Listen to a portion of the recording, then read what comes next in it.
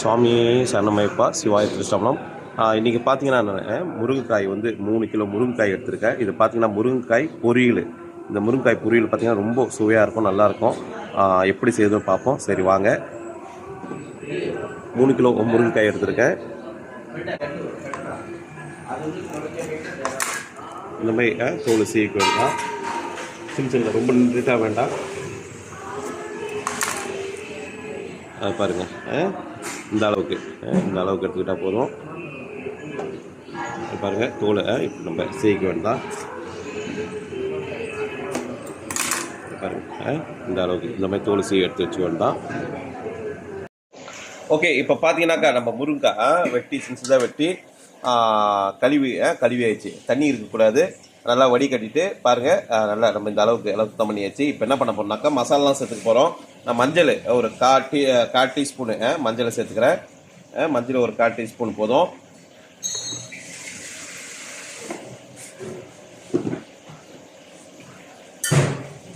மிளகாய்த்தூள் பார்த்தீங்கன்னாக்கா ஒரு டேபிள் ஸ்பூன் போட்டிருக்கேன்.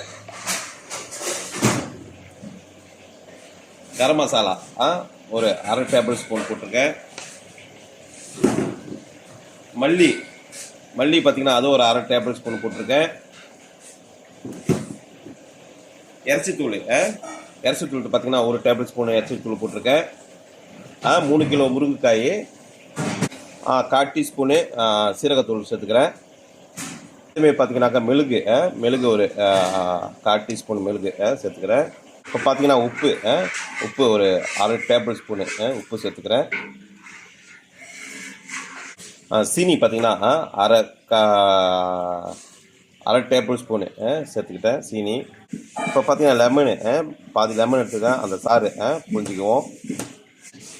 இதில் பார்த்தீங்கன்னா சில்லி சோஸு ஒரு டேபிள் ஸ்பூனு சில்லி சோஸ் ஊற்றிக்கிட்டேன். கலர் பவுட்ரு கொஞ்சமாக உங்கள் அளவுக்கு சேர்த்துங்க, நான் கொஞ்சமாக சேர்த்துக்கிறேன். சிகப்பு கலர் பவுட்ரு சேர்த்துக்கிறேன். இதில் பார்த்தீங்கன்னா அரிசி மாவு 2 டேபிள் ஸ்பூனு அரிசி மாவு சேர்த்துக்கிறேன். இப்போ பார்த்தீங்கன்னா சோள மாவு ஒரு 3 டேபிள் ஸ்பூனு சோள மாவு சேர்த்துக்கிறேன். சரிங்களா, அவ்வளோதான். இப்போ பார்த்தீங்கன்னா இது அப்படியே நல்லா பிசைஞ்சி விட்டுக்க போகிறோம். இது வந்து நம்ம வந்து என்ன பண்ணோம்னாக்கா நல்லா கொஞ்ச நேரம் அப்படியே இருக்கட்டும். நம்ம நல்லா கலரி விட்டுட்டு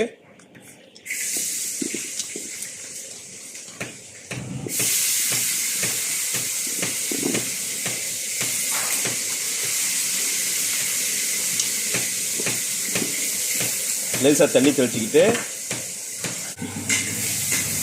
இப்போ பார்த்தீங்கன்னா லேசாக தண்ணி தெளிச்சிக்குவோம். ரொம்ப தண்ணி சேர்க்க வேண்டாம், அந்த மாவு ஒட்டுறதுக்காக தண்ணி சேர்த்துக்கிறோம். இப்போ அப்படியே லேசாக அப்படியே நம்ம நல்லா கலரி விட்டுக்குவோம்.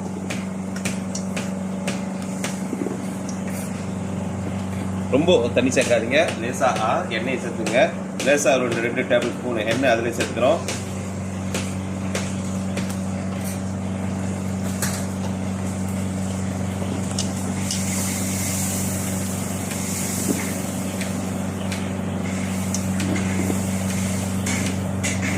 நல்லா அந்த மசாலா வந்து அதிலே ஒட்டணும். அதுக்காக தான் வந்து லேசாக தண்ணி தெளிச்சுட்டு, ரொம்ப தண்ணிலாம் தெளிக்கக்கூடாது, மாவு வந்து கரைக்கக்கூடாது. சரிங்களா, மாவு அப்படியே கொட்டிட்டு லேசாக தண்ணி தெளித்து அப்படியே நம்ம வந்து அதை அப்படியே பிசைஞ்சு விட்றோம், அவ்வளோதான். பாருங்கள், மாவு வந்து ஒட்டாது. அதை பாருங்கள், மாவு தண்ணி மேலாம் கரைக்கக்கூடாது, தண்ணி கரைக்கவே கூடாது மாவை. அப்படியே நம்ம போட்டு லேசாக தண்ணி தெளித்து அப்படியே பரட்டி எடுத்துக்கணும், அவ்வளோதான். பாருங்கள், கொஞ்ச நேரம் இருக்கட்டும், அப்புறம் பொரிப்போம். இது கொஞ்ச நேரம் மூடி போட்டு ஒரு 10 நிமிஷம் ஊற வச்சுருவோம். சரிங்களா, அதுக்கு போய் நம்ம பொரிப்போம். சரிங்களா, பொரிக்கிறப்போ பார்ப்போம். வாங்க இப்போ நம்ம பொரிக்க போகிறோம். கொஞ்சம் அதிலே கொஞ்சம் கருப்பில் சேர்த்துக்குவோம். கருப்பில் சேர்த்துட்டு ஒரு கிண்டு விட்டுங்க. நம்ம 10 நிமிஷம் ஆச்சு ஊறி. நம்ம வந்து அப்படியே கருப்பில் கடைசியாக சேர்த்து நம்ம வந்து என்ன பண்ண போகிறோம், பொரிக்க போகிறோம், அவ்வளோதான்.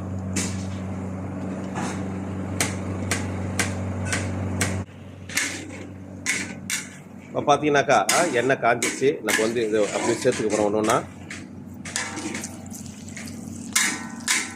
அதை பாருங்கள்,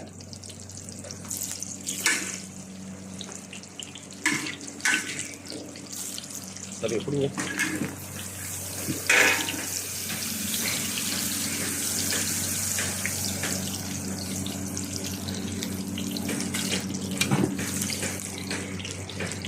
அப்படியே கொஞ்சம் ஒன்று ஒன்றா சேர்த்துக்கிட்டா போதும். நிறைய உடனே சேர்க்க வேண்டாம், கொஞ்சம் கொஞ்சமாக பொரிச்சிக்குவோம்.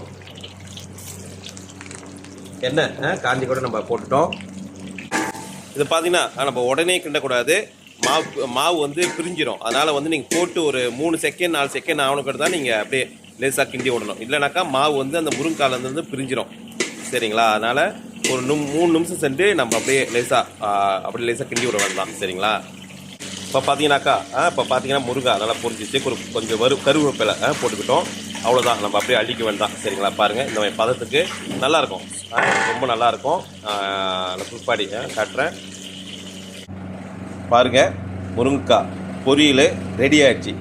செம்மையாக இருக்குங்க. உண்மையிலுமே அப்படியே சோறு இல்லாமல் நீங்கள் சாப்பிட்டு வாயில் போட்டு கடி சாப்பிட்டீங்கன்னா மெதுன்னு இருக்கும், நல்லா முறுமுறுன்னு இருக்கும், அவ்வளோ சுவையாக இருக்கும். ட்ரை பண்ணி பாருங்கள். கண்டிப்பாக நீங்கள் சாமி நல்லா இருந்துச்சு நான் செஞ்சு பார்த்தேன்னா கண்டிப்பாக சொல்லுவீங்க.